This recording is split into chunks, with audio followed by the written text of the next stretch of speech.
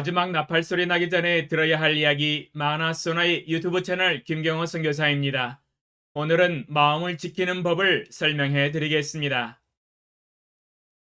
잠언 4장 23절 모든 지킬 만한 것 중에 더욱 내 마음을 지키라. 생명의 근원이 이에서 남이니라.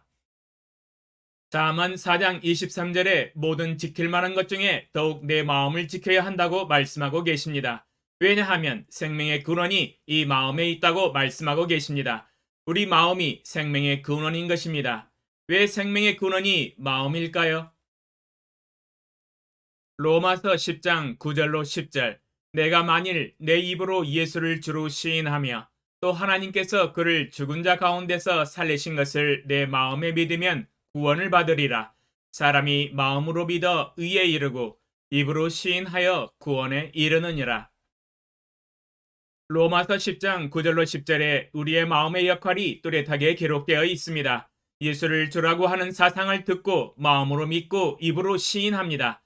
또한 하나님께서 예수님을 죽은 자 가운데서 살리셨다는 사실을 눈으로 보지 않았지만 성경에 말씀하시는 사도들의 전도의 내용을 마음으로 믿는 것입니다. 이렇게 우리가 하나님의 말씀을 믿을 때 우리의 마음으로 의롭다함을 받아서 의에 이르게 됩니다. 그리하여 하나님이 주시는 구원과 생명을 얻게 됩니다. 만약 우리의 마음이 하나님이 말씀하시는 사실을 계속 믿고 그 마음을 지켜서 죽는다면 생명에 이르고 구원에 이르게 됩니다. 그러므로 그 믿음을 끝까지 죽을 때까지 지켜야 합니다. 생명과 구원의 근원인 우리의 마음을 죽을 때까지 지켜야 합니다. 왜냐하면 하나님은 인간을 오직 믿음을 통해서 구원하시기로 방법을 정하셨기 때문입니다. 로마서 1장 16절 내가 복음을 부끄러워하지 아니하노니 이 복음은 모든 믿는 자에게 구원을 주시는 하나님의 능력이 됨이라. 먼저는 유대인에게요 그리고 헬라인에게로다. 로마서 1장 16절에 오직 복음과 하나님의 말씀을 믿는 모든 자에게 구원을 주시기로 하나님이 작정을 하셨다고 말씀을 하십니다. 그러므로 우리의 주적인 사탄 마귀는 우리가 믿음으로 살지 못하게 하는 것이 전략입니다. 믿음의 반대말은 의심입니다. 사탄의 전략은 우리로 하여금 하나님의 말씀을 의심하게 함으로 말미암아 생명에 이르지 못하게 하고 구원을 얻지 못하게 하여 죽음과 영원한 멸망에 이르기를 꾀합니다. 그러므로 사탄은 우리로 하여금 믿음을 갖지 못하고 의심을 가지도록 공격을 합니다. 사탄은 어떻게 공격을 할까요? 에베소서 6장 16절 모든 것 위에 믿음의 방패를 가지고 이로써 능히 악한 자의 모든 불화살을 소멸하고. 에베소서 6장 16절에 사탄의 주 공격 루트는 불화살을 쏘는 것이라고 기록하고 있습니다. 사탄은 생각의 불화살을 마음에 쏠 수 있는 능력을 가지고 있습니다.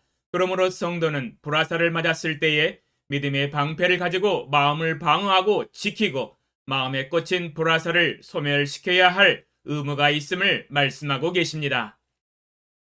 왜냐하면 마음은 우리의 최전방의 영적 전투장이기 때문입니다. 지금 우리는 최전선의 영적 전쟁터에 있습니다. 사탄의 불화살이 끊임없이 날아와서 우리의 마음에 꽂히는 것입니다. 머리에 지식과 사상으로 저장된 것을 스스로 생각하게 될 때에 사유를 하게 됩니다. 그러나 자신이 생각하지 않은 생각도 머리로 들어올 수 있습니다. 이것이 사탄이 쏘는 불화살입니다. 자기 자신은 하나님의 말씀을 신뢰하고 믿으려고 하는데 갑자기 의심의 생각이 떠올라서 공격을 받는 것입니다. 이것이 사탄이 쏘는 불화살입니다. 의심의 생각입니다. 이 의심의 생각은 피할 수 없습니다. 생각으로 마음에 꽂히게 됩니다. 여기서 주의해야 할 것은 생각으로 꽂히는 불화살과 의심의 생각 또는 악한 생각이 들어올 때 어떻게 대처해야 하는가입니다. 에베소서 6장 16절에 믿음의 방패를 사용하라고 말씀하고 계십니다. 구체적인 방법은 이와 같습니다. 불화살에 대응하는 하나님의 말씀으로 대처를 해야 합니다. 불화살은 사상과 가치관과 개념을 의미합니다.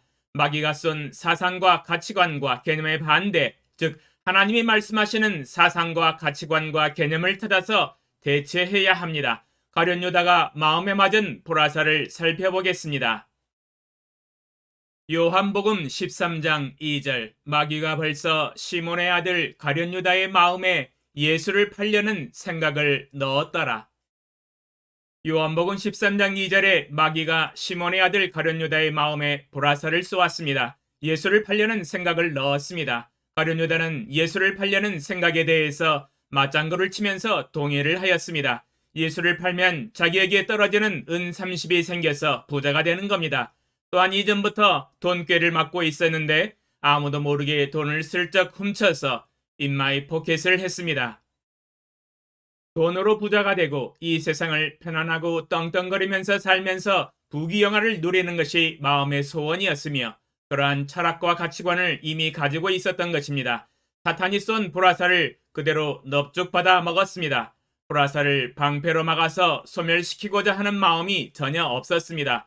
결국 사탄이 주는 생각과 가치관을 따라서 그대로 순종하는 삶으로 예수님을 팔아 넘겼습니다. 요셉의 삶을 살펴보겠습니다. 창세기 39장 6절로 9절 주인이 그의 소유를 다 요셉의 손에 위탁하고 자기가 먹는 음식 외에는 간섭하지 아니하였더라. 요셉은 용모가 빼어나고 아름다웠더라. 그 후에 그의 주인의 아내가 요셉에게 눈짓하다가 동침하기를 청하니 요셉이 거절하며 자기 주인의 아내에게 이르되 내 주인이 집안의 모든 소유를 간섭하지 아니하고 다 내 손에 위탁하였으니 이 집에는 나보다 큰 이가 없으며 주인이 아무것도 내게 금하지 아니하였어도 금한 것은 당신뿐이니 당신은 그의 아내임이라. 그런즉 내가 어찌 이 큰 악을 행하여 하나님께 죄를 지으리이까. 창세기 39장 6절로 9절에 요셉은 용모가 빼어나고 아름다웠더라 라고 묘사하고 있습니다. 21세기 관점에서 보면 잘생기고 몸매가 잘 빠진 멋진 아이돌입니다.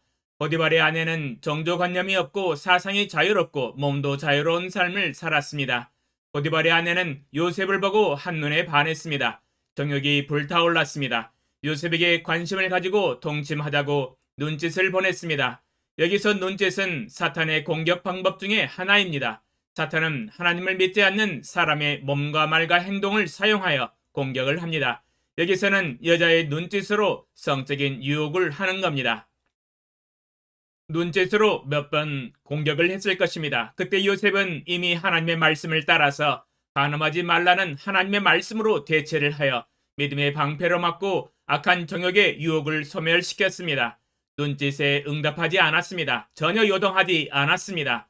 보디발의 아내가 눈짓으로 안 된다는 것을 알고 이번에는 직접적으로 말로 동침하자고 요청을 하였습니다. 이번의 공격은 보이지 않는 생각이 아니라 귀로 뻔히 들리는 말로 공격을 하였습니다.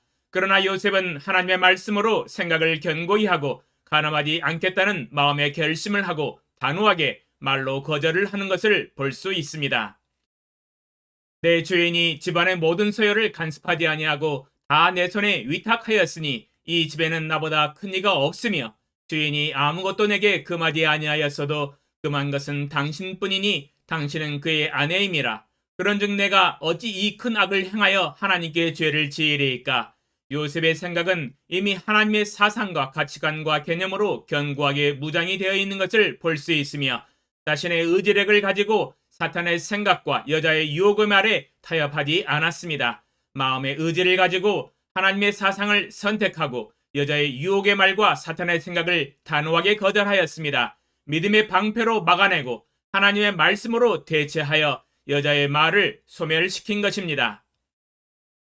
여자의 간음의 유혹에 대해 상응한 하나님의 말씀을 인용하여 하나님의 말씀의 검을 사용하여 대답을 했던 것입니다.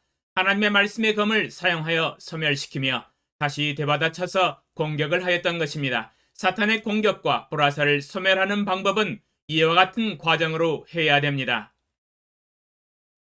잠언 4장 23절에 우리의 마음을 지키라고 명령하고 계십니다. 우리의 마음을 지키는 방법은 사탄의 보라살이 마음에 떨어질 때 그에 상응하는 하나님의 말씀과 사상과 가치관으로 대체하여 방패로 막고 하나님의 말씀을 따라 순종함으로 의지력을 발휘해야 합니다. 그리하여야 우리는 사탄과의 영적인 전투에서 승리할 수 있습니다. 상응하는 하나님의 말씀의 검을 사용하여 되받아 공격을 해야 합니다. 이렇게 해야만이 우리의 마음을 결국에는 지키고 승리할 수 있습니다. 이것이 바로 마음을 지키는 방법입니다.